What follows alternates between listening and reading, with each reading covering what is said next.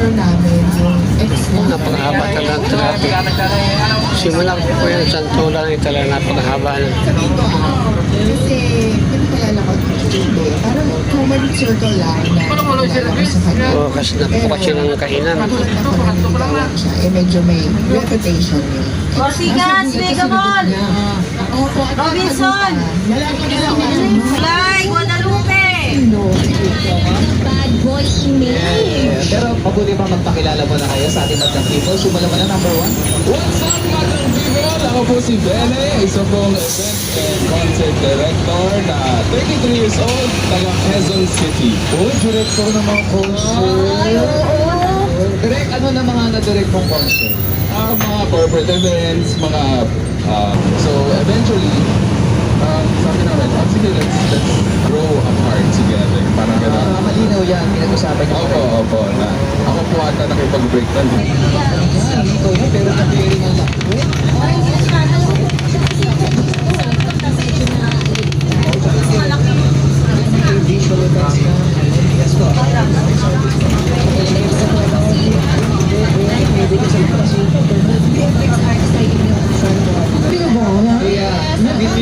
Sali lang ng sali sa mga festival. Marami sa QC. Yan po ang galing Fort Bonifacio. Maganda yung mga Dito po tayo sa exposure sa yan. mga festival na gano'n. Ayaw ka titigil. Ang asa yung passion mo. Ay, may kahawig siyang artista pero mamaya ka na babanggitin. Yes. Idea, oo.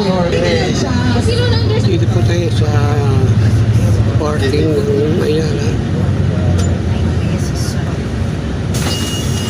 Yung kontang Pasita.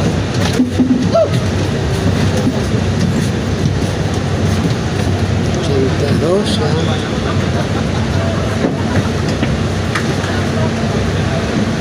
Ano, mushroom?